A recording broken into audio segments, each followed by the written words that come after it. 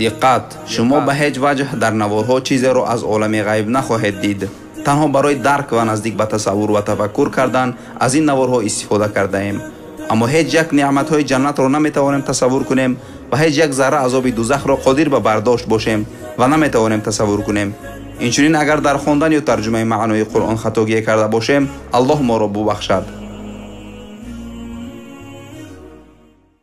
сураи воқеа яъне қиёмат дар Макка нозил шудааст ва аз 96 оят иборат аст. أعوذ بالله من الشيطان الرجيم بسم الله الرحمن الرحيم به نام الله بخشاینده مهربان.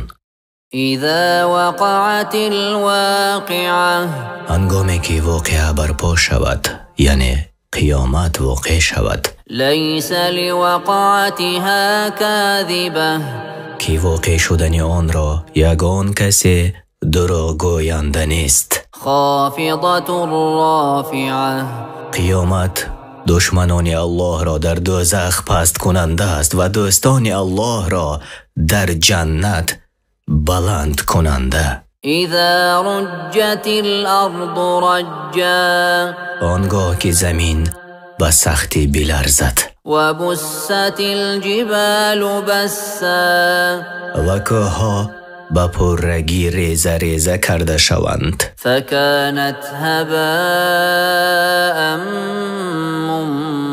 منبثا و چون غبار در هوا پراکنده گردند. و کنتم ازواجا ثلاثه و شما ای مردم سه گروه خواهد شد. فأصحاب الميمنة ما أصحاب الميمنة پس گروهی راست صاحب جایهای عالی اند، چی خوب است جایگاهشان. و اصحاب المشأمة ما اصحاب المشأمة و گروهی چپ صاحب جایهای پستند، چی بد است حالشان.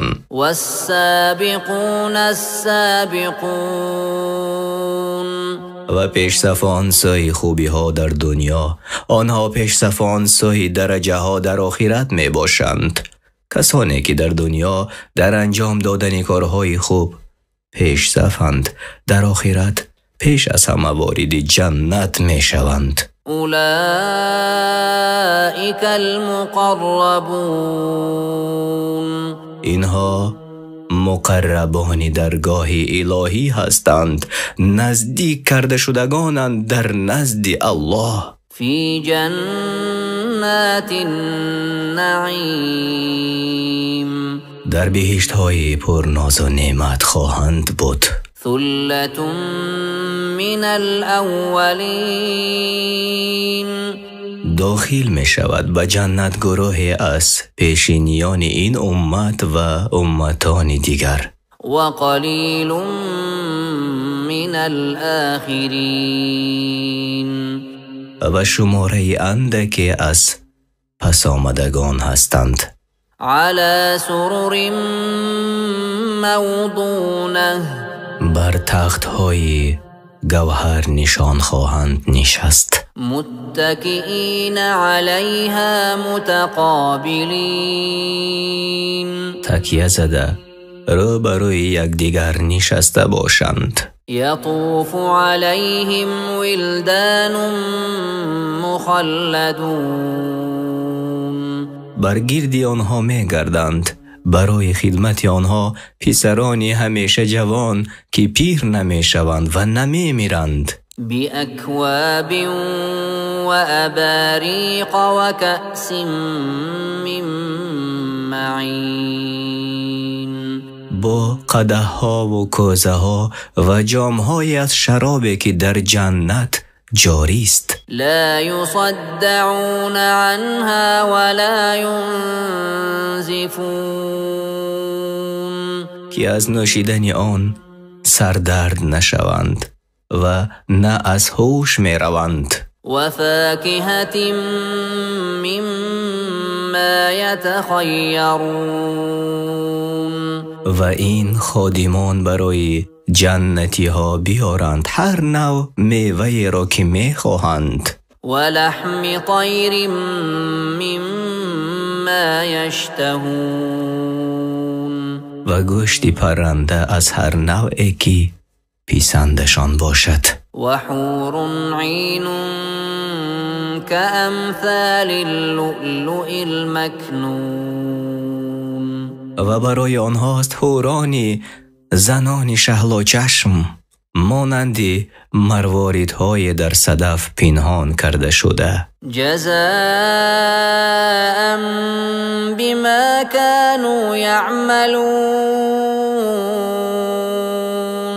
این همه نعمت‌هایی که برایشان داده می شود مکافات عمل‌های نیک است که در دنیا می کردند لا يسمعون فيها لغوا ولا تأثیما در جنت نه سخنی بیهوده می شنوند و نه حرفی که گفتن آن گناه باشد الا قیلا سلاما سلاما جو سخنی که سالم از این عیب‌ها باشد و به یکدیگر سلام گویند و اصحاب الیمین ما اصحاب الیمین و اهل سعادت چی بزرگ است مکان و پاداش آنها فی سدر مخضود و طلح منضود در زیر درختان سیدری بخار و درختان موز یعنی بنان که میوه هایشان بر یک دیگر چیده شده اند و ظل ممدود و ماء مسکوب و سایه دائمی و آبی جاری و فاکهة كثيرة لا مقطوعة ولا ممنوعة و در میان میوه های فراوان هستند که نه تمام می شود و نه منع می گردد و فرش مرفوعة إنا أنشأناهن إنشاء فجعلناهن أبكارا عربا أترابا و بسترهای بلند ما بیافریدیم زنهای اهل جنت را غیر آفرینشی که در دنیا بودند یعنی آفرینش کاملی که نابود نمی شوند و آنان را دوشیزه یعنی بیکر گردانیدیم نزد شوهران دوست دارنده همسن و سال لأصحاب اليمين ثلة من الأولين همه این نعمت ها برای اهل سعادت است گروه بسیاری از پیشینیانند و ثلة من الآخرین و گروه زیاد از پس آمدگانند و اصحاب الشمال ما اصحاب الشمال و اهل شقاوت آن بدبختان چی حالی بده دارند فی سموم و حمیم در باد گرم جهنم و آب جوشانند و ظل من یحموم لا بارد ولا کریم در سایه دود سیاه که این سایه نه خنک باشد و نه با عزت إنهم كانوا قبل ذلك مترفين همانا اهل دوزخ پیش از این در دنیا در ناز و نعمت حرام بودند و سرکشی میکردند از آن چیزی که پیامبران برای آنها آورده بودند وكانوا يصرون على الحنث العظيم و همیشه بر گناهی بزرگ یعنی شرک دوامت میکردند و نیت توبه نداشتند از شرک و گناه. وكانوا يقولون أإذا متنا وكنا ترابا وعظاما أإنا لمبعوثون. و می گفتند آن منکران روز قیامت: آیا زمانی که ما مردیم و خاک و استخوان شدیم آیا باز ما زنده می شویم؟ یعنی به زنده شدن دوباره باوری نداشتند. او آباؤنا الاولون. آیا پدران نخستین ما نیز زنده می شوند؟ قل إن الأولين والآخرين. بگو ای پیامبر البته همه را اولین و آخرین فرزندان آدم لمجموعون إلى ميقات يوم معلوم. بیگمان در وعدگاه آن روز معین یعنی روز قیامت جمع کرده شوند. ثم إنكم أيها الضالون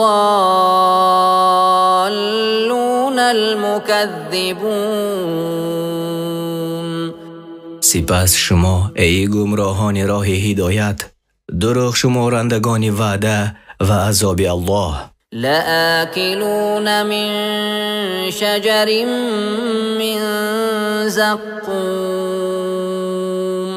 حتما از درخت زقوم خواهد خورد، یعنی بدترین درخت. فمالئون منها البطون. و شکمهای خود را از آن پر خواهد کرد. فشاربون عليه من الحمیم. و بر بالای آن آب جوشانه که تشنگی را نمی شکند خواهد نوشید. فشاربون شرب الهیم. و مانند شتران مبتلا به بیماری تشنگی می نوشد. هذا نزلهم یوم الدین. آن چیزی را که دوچار می شوند از عذاب ضیافت است که تیار کرده شده است برای آنها در روز قیامت. نحن خلقناكم فلولا تصدقون. ما شما را ای آدمان از نیستی به هستی آفریدیم، پس چرا از نو زنده شدن را باور نمی کنید؟ افرأیتم ما تمنون. آیا شما می بینید آنچه آب منی را که می ریزانید در بچه‌دان زن؟ اانتم تخلقونه ام نحن الخالقون. آیا شما آن آب منی را به صورت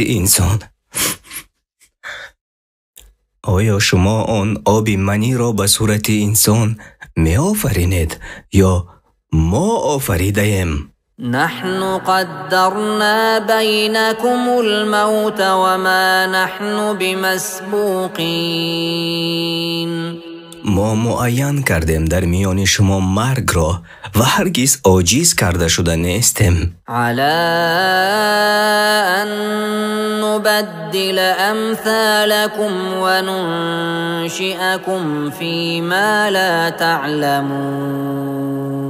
از اینکه تغییر دهیم خلقیت شما را در روز قیامت و شما را به صورتی که از آن بخبرید از نو بیافرینیم. ولقد علمتم النشأة الأولى فلولا تذكرون. و همانا شما خوب دانستید که الله تعالی نخستین بار شما را از نیستی آفرید، پس چرا قدرت الله را به یاد نمی آورید بر آن که او قادر است شما را دوباره خلق می کند؟ افرأیتم ما تحرثون. در آن چیزی کیشت میکنید اندیشیده اید؟ أأنتم تزرعونه أم نحن الزارعون آیا شما میرایانیدش از زمین یا ما رایانیده ایم؟ لو نشاء لجعلناه حطاما فظلتم تفكهون اگر میخواستیم هر آینه آن زراعت را گیاهی خشک و در هم شکسته میگردانیدیم که از آن فایده نمیدیدید، پس در این حال تعجب کنان میگویید إنا لمغرمون البته ما زیان کرده و عذاب کردگانیم، بل نحن محرومون بلکه ما از رزق و روزی بی نصیب ماندگانیم. أفرأيتم الماء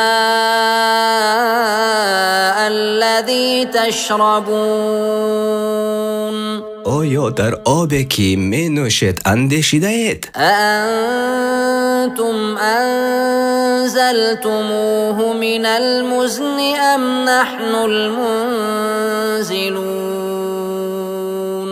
آیا شما آن را از ابر فرو آورده اید سوی زمین یا ما فرود آرندگانیم؟ لو نشاء جعلناه أجاجا فلولا تشكرون اگر می خواستیم این آب را شور می گردانیدیم که از آن فایده نمی دیدید، پس چرا شکر پروردگارتان را بر فرود این آب شیرین نمی گویید؟ أفرأيتم النار التي تورون آیا در آتشی که از شاخهای درخت می افروزید اندیشیده اید؟ أأنتم أنشأتم شجرتها أم نحن المنشئون آیا درختش را شما آفریده اید یا ما آفریننده ایم؟ نحن جعلناها تذكرة ومتاعا للمقوين ما آن آتش را که می افروزید خوشدار از دوزخ برای منفعت مسافران راه گذر متاع ساختیم. فسبح باسم ربك العظيم پس با پاکی یاد کن ای پیامبر نام پروردگاری بزرگت را. فلا أقسم بمواقع النجوم سوگند، یعنی الله سوگند یاد کرده می گوید سوگند با جایگاهی فرو رفتنی ستاره ها در غروبگاه آسمان. وإنه لقسم لو تعلمون عظيم و این هر آینه خیلی سوگندی بزرگ است اگر بدانید. إنه لقرآن كريم البته این قرآنه که به محمد صلی الله علیه و سلم نازل شده است، قرآنی بزرگ و گرامی قدر و فایده آور است. في كتاب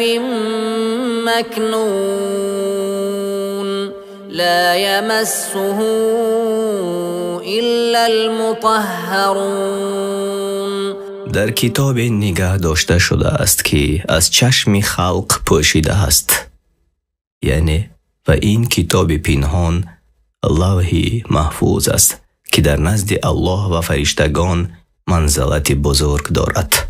دست نمی رساند به قرآن مگر فرشتگان گرامی قدری که الله تعالی آنها را از آفت و گناهان پاک گردانیده است. یعنی و این چنین دست نمی رساند قرآن را مگر کسانی که پاک هستند از شرک، جنابت و بی‌طهارتی. تنزیل من رب العالمین این قرآن کریم نازل شده است از جانب پروردگار جهانیان یعنی پس آن حق است. أفبهذا الحديث أنتم مدهنون وتجعلون رزقكم أنكم تكذبون. آیا نسبت این کلام سستی و بی‌پروایی میکنید و به جای شکر نعمت‌هایی که الله به شما داده است شمایان آن را دروغ میبرید و کافر میشوید؟ یعنی در این آیت این کار است برای آنهایی که بی‌پروایی میکنند به امرهای قرآن و اعتبار نمیدهند به دعوت آن. فلولا اذا بلغت الحلقوم، پس چرا هنگامی که جان به حلقوم میرسد توانایی بازگردانیدن آن را ندارد وأنتم حينئذ تنظرون، و شما در این هنگام حاضر هستید و می‌نگرید، البته نمیتوانید. ونحن أقرب إليه منكم ولكن لا تبصرون. و ما از شما به او نزدیکتریم ولی شما نمیبینید. فلولا إن كنتم غير مدينين، پس اگر میتوانید این که در برابر اعمالتان جزا داده نمی شود ترجعونها إن كنتم صادقين، اگر راست میگویید آن روح را بازگردانید، هرگز نمیتوانید. فأما إن كان من المقربين، پس چون مرده از مقربان درگاه الهی باشد، یعنی از نزدیک شدگان درگاه الهی باشد، فروح و ریحان و جنت نعیم، پس برای اوست هنگام مرگش رحمت و آسایش و گل خوشبوی و بهشتی پرنعمت در آخرت. و اما این کان من اصحاب الیمین، و اما اگر مرده از یاران راست یعنی اهل سعادت باشد، فسلام لك من اصحاب الیمین، پس گفته می شود به او سلام و امان باد به تو از جانب یاران راست یعنی اهل سعادت. و اما این کان من المکذبین الضالین فنزل من حمیم، و اما اگر مرده از دروغ شمارندگانی بحث و گمراهان راه هدایت باشد، پس او را به آب گرم و جوشان دوزخ مهمانی کنند. و تصلیت جحیم، و سرانجام او در افتادن به دوزخ است. این هذا لهو حق الیقین فسبح باسم ربك العظیم. البته این خبرهایی که ای پیامبر به تو ذکر کردیم همه راست و درست است، پس به نام پروردگار بزرگت تسبیح گوی و او را پاک شمار از آنچه ظالمان میگویند. شما ترجمه معنای سوره واقعه یعنی قیامت را شنیدید. در مکه نازل شده است و از 96 آیت عبارت است و این از قرآن کریم و ترجمه معنای آن در روش تفسیری میسر به زبان تاجیکی گرفته شده است. کجای اگر ترجمان و یا ما به خطا راه داده باشیم طلب دعا میکنیم که الله تعالی ما را بیامرزد. آمین.